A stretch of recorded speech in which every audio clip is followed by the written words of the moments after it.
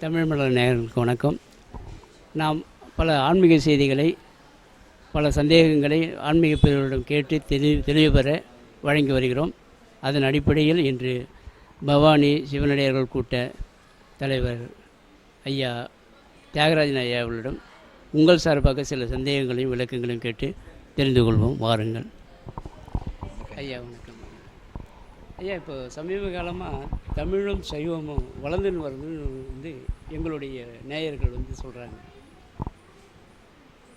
ஏன் தமிழ் வளர்ந்துன்னு வருதுன்னா, தமிழ் அழிக்கப்பட்டு மறைக்கப்பட்டு அதனுடைய தொன்மைகளை வெளிவராமல் சிலர் செய்த சூழ்ச்சியின் காரணமாக சைவமும் கூட கொஞ்சம் தொய்வு ஏற்பட்டது. தற்போது சைவமும் தமிழும் வளர்ந்து வருவது மிகப்பெரிய ஒரு வரப்பிரசாதமாக நமக்கு. அதை பற்றி உங்களுடைய கருத்து சொல்லுங்கள். தமிழ் மலர் நேயர்கள் அனைவருக்கும் என்னுடைய பணிவான வணக்கங்களை உரித்தாக்கி கொண்டு, ஐயா அவர்கள் ஒரு செய்தியை பகிர்ந்திருக்கிறார்கள். சைவமும் தமிழும் தற்காலத்தில் நன்கு வளர்ந்திருக்கிறது என்பதில் நம்முடைய காலத்தில் இந்த சைவ நெறி நல்ல முறையிலே வளர்ந்து கொண்டு வருகிறது என்பதில் மாற்று கருத்து இல்லை. ஏனென்றால் ஒரு காலங்களில் நமக்கு பெண்கள் முதலானவர்கள் திருநீரை நெற்றி நிறைய அணிவதிலும் உருத்திராக்கம் முதலானவற்றை அணிவதிலும் பல்வேறு வகையான தடைகளும் மக்களிடத்திலே குழப்பங்களும் இருந்தன. இன்றைய நிலையில் எங்கு பார்த்தாலும் இளைஞர்கள், அடியார் பெருமக்கள் பெருகியிருக்கக்கூடிய திருக்கூட்டங்களில் திருநீற்று பொலிவோடும் உருத்திராக்கம் அணிந்திருக்கக்கூடிய மக்களையும் நாம் நிறைய வகையில் அடியவர்களாக காணுகிற வாய்ப்பு கிடைக்கப்பெற்றிருக்கிறது. எனவே அந்த வகையில் சைவ நெறி தற்காலத்தில் நன்கு வளர்ந்திருக்கிறது. இதற்கு அடிப்படை காரணம் நம்முடைய நாயன்மார்கள், சமயக்குறவர்கள், சந்தான குறவர்கள் ஆகிய அனைவரும் தமிழ் என்று சொல்லக்கூடிய வகையில்தான் உயர்ந்த பொருளை நமக்கு வழங்கியிருக்கிறார்கள். வேறு மொழிகளில் இல்லாத சிறப்புகள் நம் தமிழுக்கு சொல்ல வேண்டும் என்று சொன்னால் நமக்கு தெய்வத்தமிழ் என்று இந்த தமிழை சொல்லுகின்றோம். தமிழுக்கு பல்வேறு வகையான முகங்கள் இருக்கின்றன. அந்த வகையில் மிகச்சிறந்ததாக சொல்லப்பெறுவது தெய்வத்தமிழ் என்பது. இந்த தெய்வத்தமிழ் என்று சொன்னால் தெய்வத்தை பெற்றுத்தருகிற தமிழ், தெய்வத்தினால் பேசப்பட்ட தமிழ்.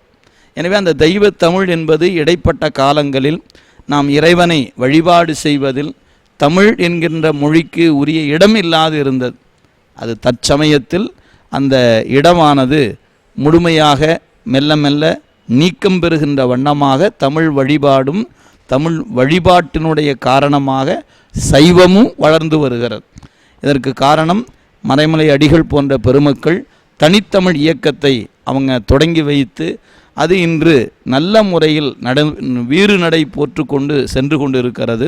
அதில் கொங்கு மண்டலத்தில் நம்முடைய பேரூர் ஆதீனம் போன்ற பெருமக்களும் சிரவை ஆதீனம் ஆகிய குருமகா சன்னிதானங்கள் எல்லாம் இந்த தமிழ் வழிபாட்டை முன்னெடுத்து செல்லுகிறார்கள்.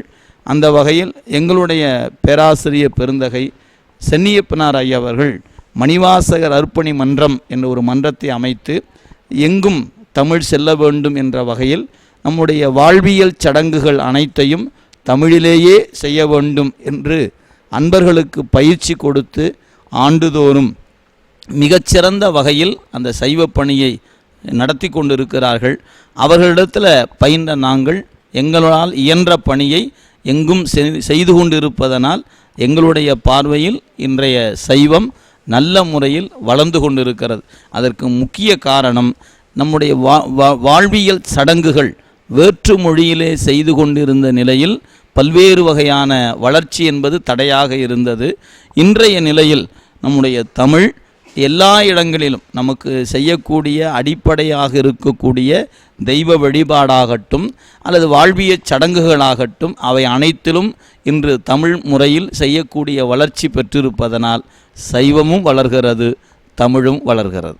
இப்போ இந்த வாழ்வியல் சடங்குகள் நம்ம தமிழ் முறையில் செய்கிறதுனால இப்போது காலங்காலமாக வேதியர்கள் வச்சு நம்ம பண்ணக்கூடிய சடங்குகளுக்கும் இதுக்கும் என்ன வித்தியாசங்கள், இதனால் என்ன பலன்களை மக்கள் உணர்கிறார்கள்? வடமொழி அல்லது வேற்று மொழி எந்த மொழியில் செய்தாலும் நமக்கு ஒரே ஒரு அடிப்படை தான். நமக்கு தமிழ் வழிபாடு செய்பவர்களுக்கு மற்ற மொழியின் மீது பகையோ அல்லது அதை பற்றிய தவறான கருத்தோ இல்லை. நம்முடைய இறைவனை நம்மொழியால் வழிபாடு செய்ய வேண்டும் என்பது தான் இந்த வழிபாட்டினுடைய அடிப்படை நாதம். நமக்கு எந்த மொழியையும் தவறு என்றோ எந்த மொழியும் பிழை என்றோ குறை சொல்வது நம்முடைய நோக்கம் அல்ல.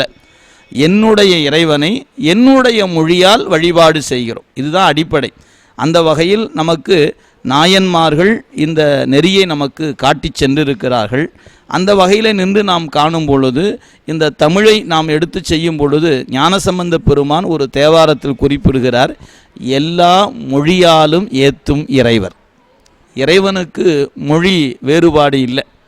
நம்முடைய குழந்தை தமிழ் கற்கிறது, அதுவே இன்றைக்கி பள்ளி செல்லும் பொழுது உடன் ஆங்கிலம் பயிலுகிறது. இப்போ இன்னொரு குழந்தை இன்றைக்கி மத்திய அரசினுடைய பாடத்திட்டங்களில் படிக்கக்கூடிய குழந்தைகள் தமிழும் படித்து ஆங்கிலம் படித்து இந்தி மொழியும் படிக்கிறார்கள். நம்முடைய குழந்தைக்கு 3 மொழி தெரியும் போது எல்லாவற்றையும் படைத்து காத்து அருள்பாலிக்கிற இறைவனுக்கு எந்த மொழி தெரியாது? எனவே நீங்கள் இந்த மொழியில் செய்தால் இறைவனுக்கு தெரியாது என்று சொல்வது தவறு. எந்த மொழியில் செய்தாலும் இறைவன் உணரக்கூடியவன், அவன் எல்லா மொழியும் கடந்தவன், அவனுக்கு மொழி வேறுபாடு இல்லை. எனக்கு என்னுடைய மொழியில் சொல்லுகின்ற பொழுது என்னுடைய அடிப்படை உணர்வு மூலாதாரத்திலிருந்து எழுகிற நாதம் என் உணர்வோடு கலப்பதற்கு என் மொழியை தவிர வேறு மொழி துணை செய்யாது. எனவே என்னுடைய இறைவனை, என்னுடைய தந்தையை, என்னுடைய தாயை, என்னுடைய தலைவனை என்னுடைய மொழியால் வழிபாடு செய்ய வேண்டும் என்பது தானே ஒழிய வேற்றுமொழி வழிபாடு என்பது கூடாது என்பது நோக்கமல்ல. என்னுடைய தெய்வத்தை என் மொழியில் செய்கிறேன், உங்களுடைய தெய்வத்தை உங்களுடைய மொழியில் நீங்கள் வழிபாடு செய்யலாம் என்பதில் நமக்கு மாற்று கருத்து இல்லை ஐயா. ஒரு சிறப்பான ஒரு தகுதி நம்ம உணர முடிகிறது. நீங்கள் நம்ம தமிழ் நம்ம மொழியில் செய்யும் பொழுது அந்த பூசைக்கு வருகிறவர்கள் நாம் என்ன செய்கிறோம் என்ன பாடுகிறோம் என்று கேட்கக்கூடிய வாய்ப்பும் அதனால் அவர்களுக்கு உணர்வு மேலோங்குவதையும் பார்க்கிறோம். இப்போ இந்த வழிபாடு சிறிய அளவில் தொடங்கப்பட்டது, இன்று அப்படியே வளர்ந்து வளர்ந்து வளர்ந்து வளர்ந்து இன்றைய நாளில் சொல்ல வேண்டுமென்றால் திருமணம் புதுமுனை புகுவிழா போன்ற நாட்களில் தமிழில் வழிபாடு செய்கிற அன்பர்களுக்கு தேதி கிடைப்பதில்லை. அந்த அளவுக்கு இன்றைக்கி கொங்கு நாட்டில் திருமணம் போன்ற நிகழ்வுகள்லாம் பார்த்திங்கன்னா அதை செய்யக்கூடிய அன்பர்களுக்கு 10 நிகழ்வுக்கு மேல் அப்படிங்கும்போது ஒரு குழு இருக்கிறது என்று சொன்னால் 2-3 வழிபாடு செய்து கொடுக்கலாம். ஆனால் வழிபாடுகள் பார்த்திங்கன்னா 10 வழிபாடு மேலாக வருகிறது. அப்போ அவங்களால செய்ய முடியாத பொழுது அதுபோல் வேறு யாராவது செய்கிறார்களா அவங்கள தொடர்புபடுத்தி கொடுத்து தான் இன்றைக்கி வழிபாடு செய்கிற நிலை இருக்குதே ஒழிய பயிற்சி எடுத்துக்கொண்டார் அதை கூப்பிட்றக்கு ஆள் இல்லை, நான் தடுமாறிக்கொண்டு இருக்கிறேன் அப்படிங்கிற நிலை இன்றைய தமிழ் வழிபாட்டுக்கு இல்லை.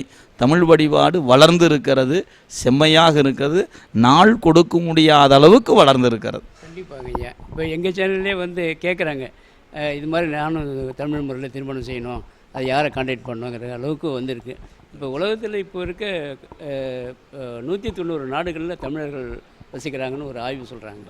அதில் குறிப்பாக 41 நாட்டில் இது மாதிரி தமிழில் வந்து நம்ம தேவாரம் படிக்கணும், தமிழ் முறைப்படியான வாழ்க்கை முறைகளை அனுபவிக்கணும்னு நினைக்கிறாங்க.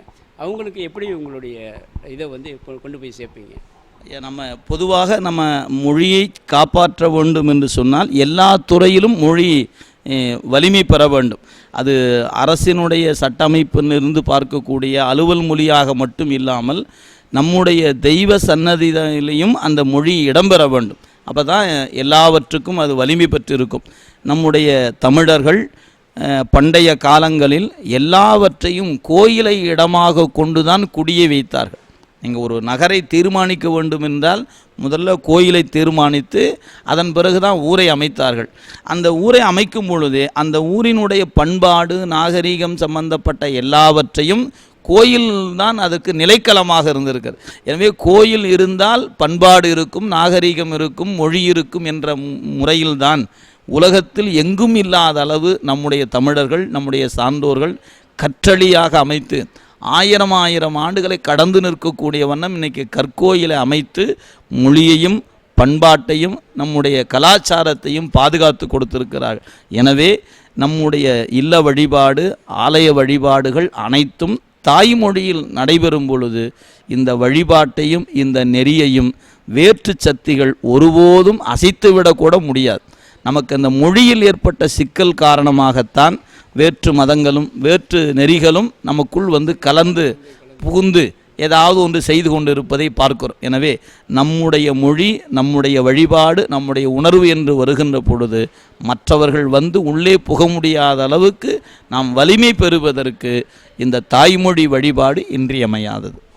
இப்போ பெண்கள் குறிப்பாக இந்த உத்ராட்சி அணிவது, தீட்சை பெறுவதெல்லாம் ரொம்ப திருநீர் அணியிறது கூட கொஞ்சம் ஒரு இதுவாக கருதி வந்த நேரத்தில் இப்போ அதிக அளவில் தீட்சை பெண்களும் குழந்தைகளும் கூட தீட்சை பெறுறாங்க.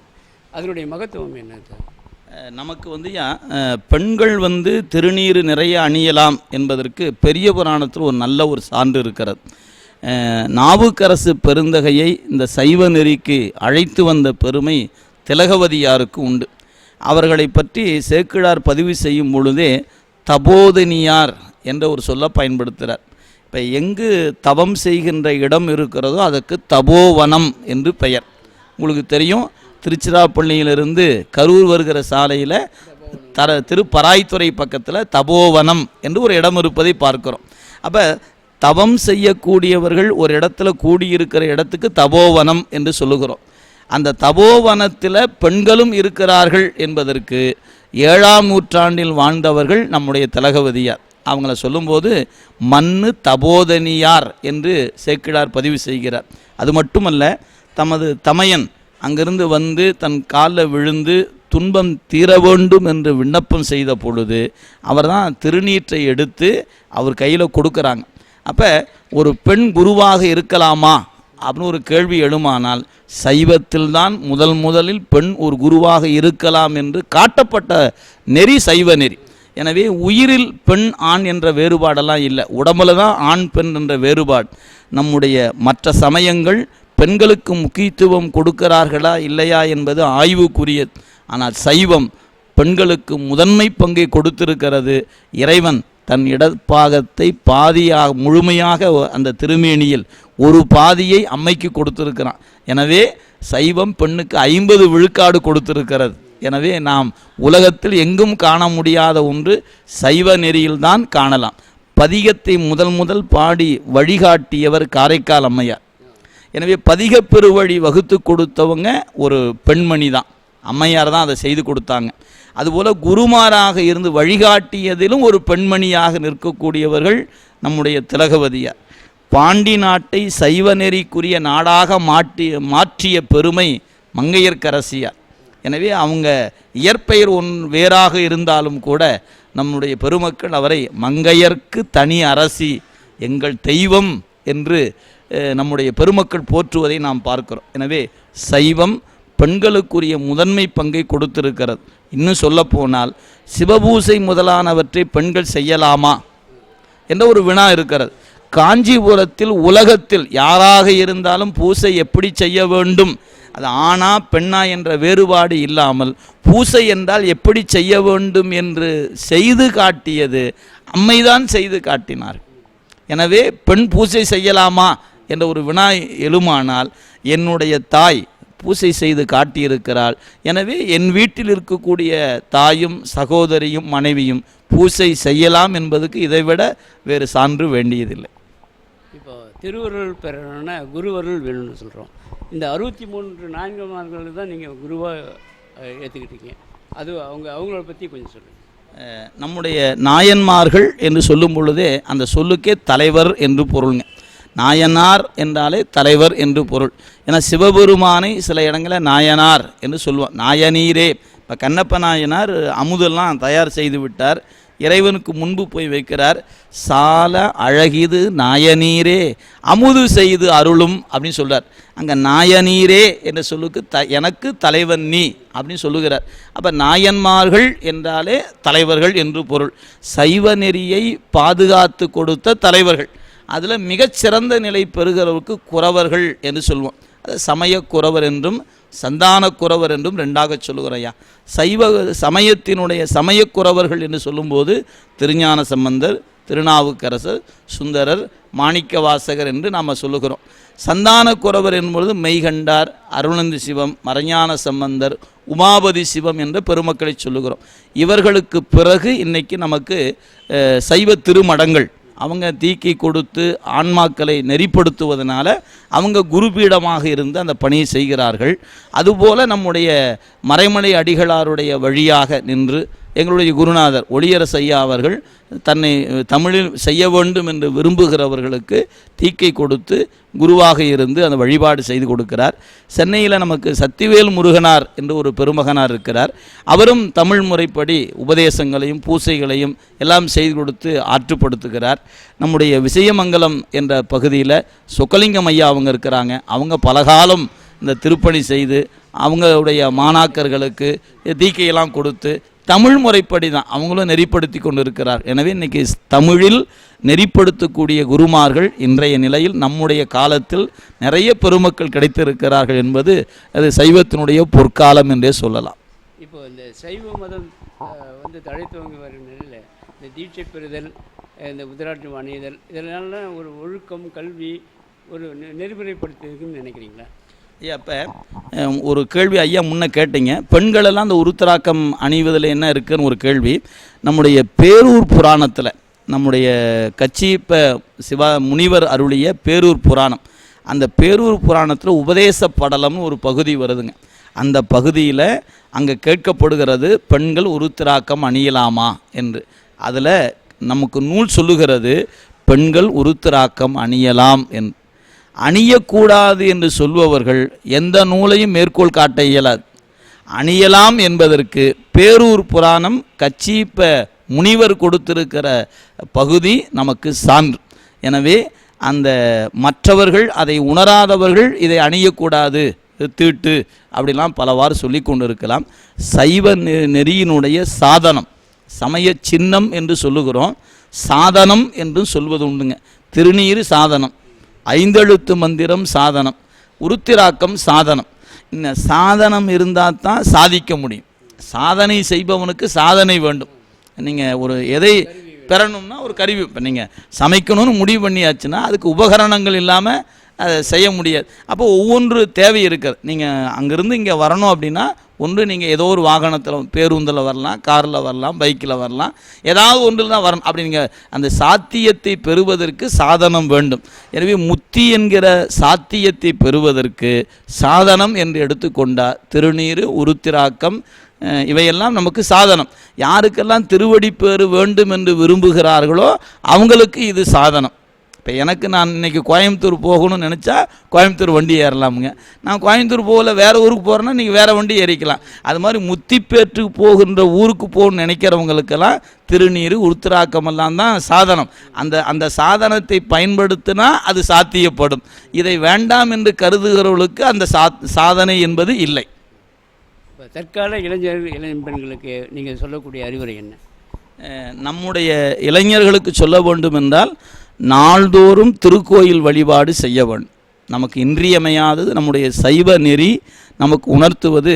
அப்பர் பெருமான் ஒரு தேவாரத்தில் சொல்வார், திருக்கோயில் வழிபாடு என்பது நாளும் செய்யப்பட வேண்டும். அதுக்கு சொல்லும்போது நம்முடைய நெஞ்சத்தை நிலைபெறுத்த வேண்டும் என்றார். ஏன்னா இன்றைக்கி இளைஞர்களாகட்டும் முதியவராகட்டும் எல்லாருமே நெஞ்ச நிலை நிறுத்த முடியாமல் தான் தடுமாறி கொண்டு இருக்கிறோம். அதுக்கு ஏதாவது ஒன்று இதை செய்யட்டுமா அதை செய்யட்டுமான்னு தடுமாறுறாங்க.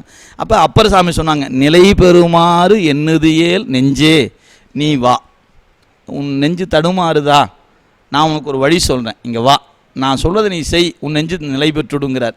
நிலை பெறுமாறு எண்ணுதியேல் நெஞ்சே நீ வா. நித்தலும் எம்பிரானுடைய கோயில் புக்கு புலர்வதன் முன் அலகிட்டு மெழுக்குமிட்டு பூமாலை புனைந்து ஏத்தி புகழ்ந்து பாடி தலையார கும்பிட்டு கூத்து மாடி சங்கரா சய சய போற்றி என்றும் அலை புனல் செஞ்சடை ஆதி என்றும் ஆரூரா ஆரூரா என்று அலறான் இல்லை. நல்லா சத்தமாக சொல்லு, ஆரூரா ஆரூரான்னு சொல்லு. கோயிலுக்கு நாள்தோறும் போ, உன்னுடைய தடுமாற்றம் என்பது இல்லாமல் போகுங்கிறார். எனவே இளைஞர்கள் இன்றைக்கி நிறைய தடுமாற்றத்துக்கு ஆளாகி நிற்கிறோம். அந்த தடுமாற்றம் நீங்க வேண்டும் என்றால் நாள்தோறும் திருக்கோயில் வழிபாடு செய்ய வேண்டும்.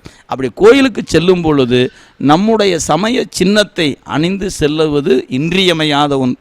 ஒரு கிறித்துவர் தன்னை கிறித்துவர் என்று காட்டிக்கொள்வதில் வெட்கப்படுவதில்லை. ஒரு முகமதியர் தன்னை முகமதியர் என்று காட்டிக்கொள்வதில் வெட்கப்படுவதில்லை. ஆனால் நாம் மட்டும்தான் இந்த நெறியை சார்ந்தவன் என்று சொல்வதில் வெட்கப்படுகிறோம். இது எதை காட்டுகிறது என்று சொன்னால், நம்முடைய பண்பாட்டில் நமக்கு இருக்கின்ற உறுதிப்பாடு இன்மையை காட்டுகிறது. நமக்கு அடையாளத்தை நாம் தொலைக்கக்கூடாது. எனக்கு இன்றியமையாது அடையாளம். எனவே என் அடையாளத்தை தொலைக்காமல் இருக்க வேண்டும் என்றால் என் சமய நெறியை, நான் சார்ந்த சின்னத்தை அணிவதில் நான் பெருமைப்பட வேண்டுமே ஒழிய நான் வருத்தமோ அல்லது அவமானப்படுவதாகவோ கருதக்கூடாதையா. அதுதான் இன்றைக்கி இளைஞர்கள் பின்பற்ற வேண்டியது. என்னென்னா, இன்றைக்கி ஒரு உதாரணம் சொல்லணும். ஏன்னா இளைஞர்கள் கொஞ்சம் கோபம் கூட வரலாம் நாம் சொல்லக்கூடிய கருத்தில். இந்த கழுத்தில் பார்த்திங்கன்னா தெரியும், வன், தேளு, மண்டையோடு, இப்படி எதையோ ஒன்று போட்டுக்கிட்டு சுற்றுறாங்க. அதெல்லாம் பார்க்கும்போது எல்லாரும் அதை ரொம்ப வரவேற்கிறாங்க. பையன் ஏதோ ஒன்று, இதெல்லாம் வயசு கோளாறு இருக்க வேண்டியதுதான் அப்படிங்க. அதுவே ஒரு இளைஞன் உருத்திராக்கத்தை போட்டான்னா உடனே என்னங்கிறான், டே அவன் சாமியாராக போயிடுவான் அப்படிங்கிறாங்க. எனவே நமக்கு நெறி சாமியாராக வேண்டும் என்பது நம்முடைய நெறி அல்ல. நம்முடைய வாழ்க்கையை இப்படித்தான் நான் நடத்த வேண்டும் என்று திட்டமிட்டு வாழ்கிற ஒழுங்குக்கு இவையெல்லாம் துணை செய்யக்கூடியவை. எனவே நமக்கு உருத்திராக்கு முதலானவைகள்லாம் நம்ம போற்றி வணங்கக்கூடிய சின்னம். எனவே இளைஞர்கள் அந்த சின்னங்களை பாதுகாக்கணும். நம்முடைய பெரியவங்க அதை பாதுகாத்து நம்ம கையில் கொடுத்து போயிருக்கிறாங்க. எனவே நாம் அடுத்த தலைமுறைக்கு இந்த சின்னங்களை கொடுக்க வேண்டிய பொறுப்பு நம் கையில் இருக்குயா.